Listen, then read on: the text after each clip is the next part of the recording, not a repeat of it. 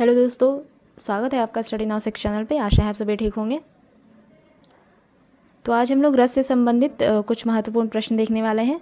ध्यान दीजिएगा और अंत तक जुड़े रहिएगा। देखते हैं पहला प्रश्न। परीक्षा की दृष्टि से सभी प्रश्न महत्वपूर्ण रहने वाले हैं, ठीक है। निम्न में से सही कथन कौन सा है? रसवाच्य होता है, रस व्यंग्य होता है, रस लक्ष्य होता है या फिर रस लौकिक होता है? तो रस व्यंग्य होता है, ये सही है। रस व्यंग्य होता है। रस निरूपण के प्रथम व्याख्याता कौन रहे? पढ़ा होगा काफ़ी बार आप लोगों ने, भरत मुनि। रस निरूपण के प्रथम व्याख्याता रहे भरत मुनि। रस निरूपण का प्रथम ग्रंथ माना जाता है नाट्य शास्त्र को। रस निरूपण का प्रथम ग्रंथ नाट्य शास्त्र। जिस प्रकार आत्मा की मुक्तावस्था ज्ञान दशा कहलाती है, जिस प्रकार आत्मा की मुक्तावस्था ज्ञान दशा कहलाती है, उसी प्रकार हृदय की मुक्तावस्था रस दशा कहलाती है। उक्त कथन किस आचार्य का है निम्न में से? तो यह कथन कहा गया है आचार्य रामचंद्र शुक्ल के द्वारा। आचार्य रामचंद्र शुक्ल के द्वारा यह कथन कहा गया है। अगला प्रश्न है, रस निष्पत्ति की समीक्षा संबंधी अभिव्यक्तिवाद सिद्धांत किस आचार्य का है? रस निष्पत्ति की समीक्षा संबंधी अभिव्यक्तिवाद सिद्धांत आचार्य अभिनव गुप्त का है। अभिव्यक्तिवाद सिद्धांत किसका है? तो अभिनव गुप्त का है। इनका दार्शनिक मत रहा शैव दर्शन। इनका दार्शनिक मत क्या था? शैव दर्शन, ठीक है। आचार्य भट्टलोलट का सिद्धांत रहा उत्पत्तिवाद। आचार्य भट्टलोलट का सिद्धांत क्या रहता है? उत्पत्तिवाद, उत्पत्तिवाद। तथा इनका दार्शनिक मत था मीमांसा दर्शन। इनका दार्शनिक मत क्या रहा? आचार्य भट्टलोलट का दार्शनिक मत रहा मीमांसा दर्शन। आचार्य शंकुक का सिद्धांत रहा अनुमितिवाद। आचार्य शंकुक का सिद्धांत रहा अनुमितिवाद, अनुमितिवाद। तथा इनका दर्शन रहा न्याय दर्शन। इनका दार्शनिक मत क्या रहा? न्याय दर्शन। आचार्य भट्टनायक का सिद्धांत रहा भुक्ति या भोगवाद। आचार्य भट्टनायक का सिद्धांत क्या रहा? भुक्ति, भुक्ति या भोगवाद, भुक्ति या भोगवाद। तथा आचार्य भट्टनायक का दार्शनिक मत रहा सांख्य दर्शन। आचार्य भट्टनायक का दार्शनिक मत क्या रहा? आचार्य भट्टनायक का दार्शनिक मत रहा सांख्य दर्शन, ठीक है। ये आचार्य भट्टनायक का दार्शनिक मत है, सांख्य दर्शन। आगे देखेंगे, निम्न में से कौन सा सात्विक अनुभाव नहीं है? इनमें से सात्विक अनुभाव नहीं है। चिंता सात्विक अनुभाव नहीं है, बल्कि यह एक संचारी भाव है। सात्विक अनुभाव की संख्या कितनी होती है? 8। कौन कौन से हैं? रोमांच, वेपथु। वेपथु का एक और नाम है कंपन, ठीक है। रोमांच, वेपथु, वैवर्ण्य। इसके अलावा स्वेद, स्वेद, स्तंभ, स्तंभ, स्वर भंग, स्वर भंग। इसके अलावा अश्रु, अश्रु, प्रलय, ठीक है। प्रलय 8 हुए। रोमांच, वेपथु, वैवर्ण्य, प्रलय, स्वेद, स्तंभ, स्वरभंग और अश्रु, ठीक है। इस प्रकार सात्विक अनुभाव कितने होते हैं? 8 होते हैं। आगे देखेंगे, रस के स्वरूप के संबंध में इनमें से कौन सा कथन असत्य है? रस वेदांतर स्पर्श शून्य है। रस लौकिक आनंद प्रदान करता है। रस ब्रह्मानंद सहोदर है। रस स्वप्रकाशानंद है। तो रस लौकिक आनंद प्रदान नहीं करता है, ये यहाँ पे कथन असत्य है रस के बारे में। रस से वस्तुतः अलौकिक आनंद की अनुभूति होती है। रस से अलौकिक आनंद की अनुभूति होती है, न कि लौकिक आनंद की। निम्न में से सात्विक अनुभव नहीं है। वैवर्ण्य, प्रलय, अश्रु ये सभी आपके सात्विक अनुभव है। अपस्मार जो है ये दुखात्मक संचारी भाव है। अपस्मार क्या है? संचारी भाव है, और वो भी दुखात्मक संचारी भाव है। निम्न में से किस रस का स्थायी भाव विस्मय है? विस्मय है। अद्भुत रस का स्थायी भाव विस्मय है। अद्भुत रस का स्थायी भाव क्या है? विस्मय है। करुण रस का स्थायी भाव हो जाएगा शोक। करुण रस का स्थायी भाव क्या हो जाएगा? शोक। भयानक रस का स्थायी भाव हो जाएगा भय। भयानक रस का स्थायी भाव क्या हो गया? भय। तथा विभत्स रस का स्थायी भाव हो जाएगा जुगुप्सा या घृणा। जुगुप्सा या घृणा, ठीक है, जुगुप्सा या घृणा। अगला प्रश्न है, इनमें से किस हिंदी आलोचक ने साधारणीकरण की व्याख्या की है? तो डॉक्टर नगेंद्र ने साधारणीकरण की व्याख्या की है। डॉक्टर नगेंद्र ने साधारणीकरण की व्याख्या की है। साधारणीकरण के प्रणेता कौन माने जाते हैं? साधारणीकरण के प्रणेता माने जाते हैं आचार्य भट्टनायक। आचार्य भट्टनायक साधारणीकरण के प्रणेता माने जाते हैं, याद रखिएगा। हिंदी में डॉक्टर नगेंद्र ने साधारणीकरण की व्याख्या देते हुए कहा कि कवि की भावना ही साधारणीकरण है। डॉक्टर नगेंद्र ने साधारणीकरण के बारे में क्या कहा कि कवि की भावना ही साधारणीकरण है। ठीक है, आगे देखेंगे। रस के 3 पक्ष होते हैं, निम्नलिखित में से कौन सा एक विकल्प गलत है? तो रस के 3 पक्ष होते हैं। रस का सहृदय द्वारा आस्वाद, रस की निष्पत्ति, रस की स्थिति, ये 3 पक्ष हुए रस के, परंतु प्रपानक ये विकल्प यहाँ पर गलत हो जाएगा। आगे देखेंगे। राम रावण युद्ध में राम रावण पर क्रोध करते, राम रावण या युद्ध में जो रामायण का जो युद्ध होता है, रामायण में जो युद्ध होता है राम और रावण के बीच में, इसमें श्री राम रावण पर क्रोध करते हैं। तो रावण राम के क्रोध का क्या हो गया? आलंबन विभाव। ठीक है, आलंबन विभाव क्या होता है? जिसके प्रति आपके हृदय में कोई भाव जागृत हो। ठीक है, जिसके प्रति आपके हृदय में कोई भाव जागृत हो वो क्या हो जाता है? आलंबन विभाव। जैसे यहाँ पर श्री राम के हृदय में रावण के प्रति क्रोध की भावना है, श्री राम के हृदय में रावण के प्रति क्या है? क्रोध की भावना है। तो इस प्रकार रावण जो है ये श्री राम के क्रोध का क्या हो गया? आलंबन विभाव हो गया। जिस प्रकार एक माँ के हृदय में अपने बच्चे को लेकर वात्सल्य की भावना होती है, एक माँ के हृदय में अपने बच्चे को लेकर वात्सल्य की भावना उत्पन्न होती है, तो बच्चा माँ के वात्सल्य का क्या हो जाएगा? आलंबन विभाव। बच्चा माँ के वात्सल्य का हो जाएगा आलंबन विभाव। यानी जिसके प्रति आपके हृदय में कोई भाव जागृत होता है तो वह क्या हो जाता है? आलंबन विभाव।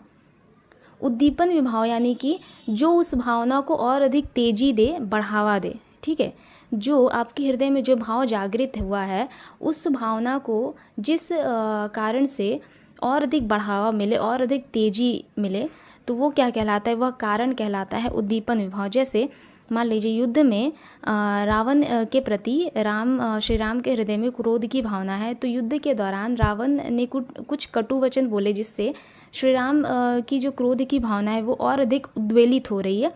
तो वह जो श्री राम के हृदय में क्रोध की भावना का जो उद्वेलित होना है, जिस कारणवश उद्वेलित हो रही है क्रोध की भावना, तो वह कारण क्या कहलाएगा? उद्दीपन विभाव। ठीक है, जिस प्रकार माँ के हृदय में बच्चे के प्रति जो वात्सल्य की भावना है, तो वो वात्सल्य की भावना अगर किसी कारणवश उद्वेलित होती है, कैसे? मान लीजिए कि बच्चा कोई बहुत ही अच्छा कार्य करता है जिस वजह से माँ को गर्व महसूस हो, तो वो क्या कर रहा है? उनके वात्सल्य की भावना को और अधिक बढ़ा रहा है। तो इस प्रकार जिस कारणवश भावना और अधिक उद्वेलित हो, अर्थात उसमें बढ़ावा मिले, ठीक है, तो वो क्या कहलाता है? उद्दीपन विभाव। संचारी भाव क्या होता है? ये क्षणिक होते हैं, संचारी व क्षणिक होते हैं, अर्थात पल में उद्वेलित होकर पल में विलीन हो जाने वाले पानी के बूंदों के समान होते हैं। उदाहरण के तौर पर देख लीजिए, जैसे चिंता हो गया, स्मृति, धैर्य, लज्जा, ग्लानि, शंका, ये जो सारे संचारी भाव है ये क्या होते हैं? पल में उद्वेलित होते हैं और तुरंत ही विलीन भी हो जाते हैं। अनुभाव क्या होता है? अनुभाव जब आपके आंतरिक भाव आलंबन और उद्दीपन के कारण बाहरी तौर पर प्रदर्शित होने लगते हैं। ठीक है, बाहरी तौर पर प्रदर्शित होने लगते हैं। जैसे मान लीजिए आलंबन विभाव, रावण क्या है? श्री राम के क्रोध का आलंबन विभाव है। रावण के कटु वचन ने श्री राम के क्रोध को और अधिक बढ़ावा दिया, तो वो क्या हो गया? रावण का जो कटु वचन था वो उस कारण श्री राम के क्रोध को और अधिक बढ़ावा मिला, तो वो क्या हो गया? उद्दीपन विभाव। अब श्री राम का जो क्रोध है, भगवान राम का जो क्रोध है, जो उनके अब तक अंदर था, जो उनके हृदय में था, वो अब क्या हो रहा है? बाहरी तौर पर प्रदर्शित हो रहा है, यानी अब उनके चेहरे पर वो क्रोध दिख रहा है। ठीक है, अब उनके चेहरे पर वो क्रोध की भावना प्रदर्शित हो रही है, तो वो क्या हो जाएगा? अनुभाव कहलाता है।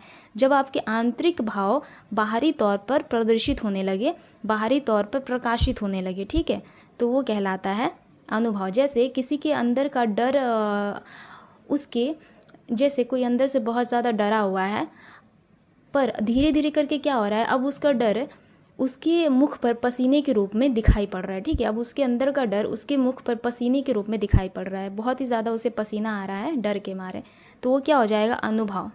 ठीक है, आगे देखेंगे।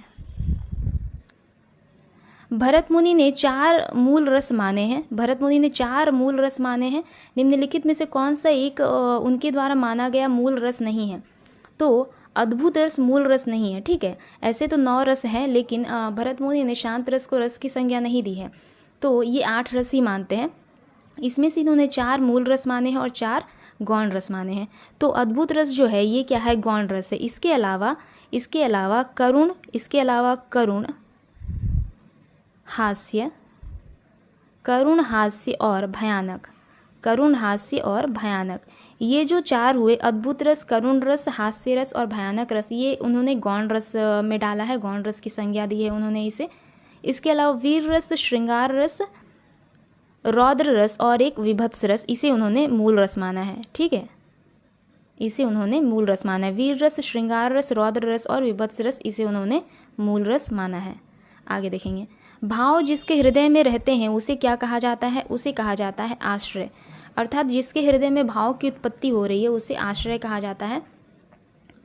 स्थायी भाव को जागृत करने वाले कारण को विभाव कहा जाता है। स्थायी भाव को जागृत करने वाले कारण को, अर्थात आपके अंदर जो भाव विद्यमान है उन भावों को, जो स्थायी भाव के रूप में विद्यमान है, उन भावों को जिस कारणवश जागृत किया जा रहा है। ठीक है, अस्थायी भाव को जागृत करने वाले कारण को क्या कहा जाता है? विभाव कहा जाता है, विभाव कहा जाता है।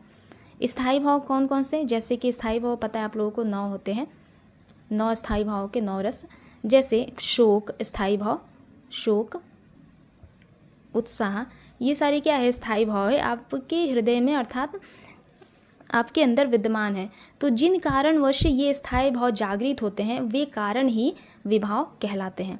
विभाव के 2 भेद होते हैं। कौन कौन से? विभाव के 2 भेद होते हैं। कौन कौन से? आलंबन और उद्दीपन। आलंबन और उद्दीपन के बारे में मैंने अभी बताया आपको। ठीक है, आलंबन और उद्दीपन के बारे में अभी बताया आपको। भाव की प्रबलता में कमी या तेजी। अच्छा, आलंबन के बारे में, जिसके हृदय में किसी के प्रति कोई भाव उत्पन्न होता है वो क्या हो जाता है? आलंबन विभाव। ठीक है, जैसे आपके हृदय में किसी के प्रति कोई भाव उत्पन्न हो रहा है, क्रोध का भाव हो, प्रेम का भाव हो, कोई भी भाव उत्पन्न हो रहा है, तो वो क्या हो जाता है? जिसके प्रति उत्पन्न हो रहा है, वो जिसके प्रति उत्पन्न हो रहा है ना, वो आपका आलंबन विभाव कहलाता है। अर्थात उस भाव को जब किसी कारणवश तेजी मिलती है, बढ़ावा मिलता है, जिस कारणवश वो भाव और अधिक उद्वेलित होती है, वो कहलाता है उद्दीपन विभाव। ठीक है, इसके अलावा अगर हम बात करें तो आलंबन विभाव के भी 2 भेद होते हैं, आश्रय और आलंबन विभाव के भी 2 भेद होते हैं, आश्रय और विषय। ठीक है, आलंबन विभाव के भी 2 भेद होते हैं, आश्रय और विषय। इस प्रकार यहाँ जो आश्रय है ये क्या है? आलंबन विभाव के भेद में से एक भेद है। आश्रय क्या होता है? जिसके हृदय में रस की उत्पत्ति होती है वो आश्रय कहलाता है। यानी जिसके हृदय में, मान लीजिए आपके हृदय में रस की उत्पत्ति हो रही है, अर्थात आपके हृदय में भाव आया है किसी के प्रति, किसी भी प्रकार का, तो आप क्या हो गए? आश्रय हो गए। अर्थात जिसके प्रति आपके हृदय में भाव उत्पन्न हुआ है वो कहलाएगा विषय। ठीक है, जिसके प्रति आपके हृदय में भाव उत्पन्न हुआ है वो कहलाएगा विषय। आगे देखते हैं। रस निष्पत्ति में भुक्तिवाद की अवधारणा का संबंध किससे है? भुक्तिवाद जो सिद्धांत है यह किसका है? तो भट्टनायक। ठीक है, भट्टलोलट का सिद्धांत क्या है? भट्टलोलट का सिद्धांत क्या है? उत्पत्तिवाद या आरोपवाद, पहले भी बताया मैंने। शंकुक का सिद्धांत है अनुमितिवाद। अभिनव गुप्त का सिद्धांत हो जाएगा अभिव्यक्तिवाद। अभिनव गुप्त का सिद्धांत हो जाएगा अभिव्यक्तिवाद। ठीक है, आगे देखते हैं। सात्विक अनुभव कितने प्रकार के होते हैं? कई बार बताया है, 8 प्रकार के होते हैं। भरत मुनि ने नाट्य शास्त्र में भावों की संख्या कितनी मानी है? 49। इसमें से उन्होंने 8 जो है स्थायी भाव माने हैं, 8 सात्विक अनुभव माने हैं तथा 33 संचारी भाव माने हैं। इस प्रकार उन्होंने कुल 49 रसों की, यानी कि भावों की संख्या मानी है नाट्यशास्त्र में। भरत मुनि ने अपने ग्रंथ नाट्यशास्त्र में 49 भावों की संख्या मानी है। करुण रस का स्थायी भाव क्या हो जाएगा? करुण रस का स्थायी भाव हो जाएगा शोक। करुण रस का स्थायी भाव शोक। रति जो है यह श्रृंगार रस का स्थायी भाव है। क्रोध रौद्र रस का स्थायी भाव है। निर्वेद शांत रस का स्थायी भाव है। आगे है, निम्न में से संचारी भाव कौन सा है? तो इनमें से संचारी भाव है ग्लानि। ग्लानि क्या है? संचारी भाव है। ग्लानि संचारी भाव है। बाकी जो सभी है यहाँ पे ये सभी क्या है? स्वरभंग, स्वेद और स्तंभ, ये सभी क्या है? सात्विक अनुभव में आ जाएंगे। संचारी भाव की संख्या कितनी है? 33 है। माना जाता है कि संचारी भाव किसी न किसी स्थायी भाव के साथ ही प्रकट होते हैं। ये क्षणिक होते हैं, अस्थायी होते हैं, ठीक है। पल में उद्वेलित होकर पल में ही विलीन हो जाते हैं। इनका एक दूसरा नाम भी है, संचारी भाव का एक दूसरा नाम भी है, क्या है? व्यभिचारी भाव। सांख्य दर्शन के आधार पर रस निष्पत्ति की व्याख्या किसने की है? सांख्य दर्शन के आधार पर रस निष्पत्ति की व्याख्या किसने की है? तो भट्टनायक ने, भट्टनायक ने, ठीक है। शंकुक का सिद्धांत रहता है अनुमितिवाद तथा न्याय दर्शन। इनका दार्शनिक मत क्या रहा? न्याय दर्शन। इनका दार्शनिक मत रहा न्याय दर्शन और अनुमितिवाद इनका सिद्धांत रहा। अभिनवगुप्त का सिद्धांत क्या है? अभिव्यक्तिवाद तथा इनका दार्शनिक मत क्या रहा? शैव दर्शन। इनका दार्शनिक मत रहा शैव दर्शन। भट्टलोलट का सिद्धांत रहा उत्पत्तिवाद या आरोपवाद और इनका दार्शनिक मत रहा मीमांसा दर्शन। इनका दार्शनिक मत क्या रहा? मीमांसा दर्शन, ठीक है। ये सभी बहुत ही इंपॉर्टेंट है, याद रखिएगा। वीर रस का स्थायी भाव क्या हो जाएगा? वीर रस का स्थायी भाव हो जाएगा उत्साह। क्रोध जो है यह रौद्र रस का स्थायी भाव है तथा विस्मय है अद्भुत रस का स्थायी भाव, ठीक है। विस्मय अद्भुत रस का अस्थायी भाव है। बनहु कला ससभान कला 1600 बन्निये, इस पंक्ति में कौन सा रस है? तो इस पंक्ति में है श्रृंगार रस। इस पंक्ति में है श्रृंगार रस। काव्य में जो आनंद आता है वही काव्य का रस कहलाता है। काव्य में जो आनंद की अनुभूति होती है ना, वह आनंद ही काव्य का रस कहलाता है। रस लौकिक ना होकर क्या होता है? अलौकिक होता है। रस को काव्य की आत्मा माना जाता है। आगे देखते हैं। आश्रय की वे सूक्ष्म मानसिक क्रियाएं जो स्वयं उत्पन्न होती है और चाहने पर भी रोकी नहीं जा सकती, क्या कहलाती है? सात्विक अनुभव, ठीक है। पता चला अभी सात्विक अनुभव क्या होता है? आश्रय के हृदय में अर्थात व्यक्ति के हृदय में वे सूक्ष्म मानसिक क्रियाएं, व्यक्ति की वे सूक्ष्म मानसिक क्रियाएं जो स्वयं उत्पन्न होती है और चाहने पर भी रोकी नहीं जा सकती, सात्विक अनुभव कहलाते हैं। कितने प्रकार के होते हैं? 8। कौन कौन से? स्तंभ, स्वेद, रोमांच, स्वरभंग, कंप, वैवर्ण्य, अश्रु, प्रलय, ठीक है। आगे देखेंगे। चित्र तुरंग न्याय की अवधारणा का उपयोग किस आचार्य ने रस निष्पत्ति की व्याख्या में किया है? तो शंकुक ने। भट्टनायक ने रस को सर्वप्रथम ब्रह्मानंद सहोदर कहा था, ध्यान दीजिएगा। रस को सर्वप्रथम ब्रह्मानंद सहोदर कहा है, ऐसा अगर पूछा जाए तो क्या कहेंगे? भट्टनायक ने। चित्र तुरंग न्याय की अवधारणा का उपयोग किस आचार्य ने रस निष्पत्ति की व्याख्या में किया है? तो शंकुक ने। आचार्य रामचंद्र शुक्ल के अनुसार साधारणीकरण, आचार्य रामचंद्र शुक्ल के अनुसार साधारणीकरण किसका होता है? तो आलंबन धर्म का। आचार्य रामचंद्र शुक्ल के अनुसार साधारणीकरण जो है यह आलंबन धर्म का होता है। डॉक्टर नगेंद्र के अनुसार साधारणीकरण किसका होता है? तो कवि की अनुभूति का होता है। डॉक्टर नगेंद्र के अनुसार कवि की अनुभूति का साधारणीकरण होता है। श्याम सुंदर दास के अनुसार साधारणीकरण किसका होता है? तो सहृदय के चित्त का साधारणीकरण होता है। श्याम सुंदर दास के अनुसार सहृदय के चित्त का साधारणीकरण होता है। भट्टनायक के अनुसार विभावादि का साधारणीकरण होता है, ठीक है। भट्टनायक के अनुसार विभावादि का साधारणीकरण होता है, ध्यान दीजिएगा। फिर से एक बार बोल रही हूँ। आचार्य रामचंद्र शुक्ल के अनुसार साधारणीकरण किसका होता है? आलंबन धर्म का। डॉक्टर नगेंद्र के अनुसार साधारणीकरण किसका होता है? कवि की अनुभूति का। इसके अलावा श्याम सुंदर दास के अनुसार साधारणीकरण किसका होता है? श्याम सुंदर दास के अनुसार साधारणीकरण सहृदय के चित्त का होता है।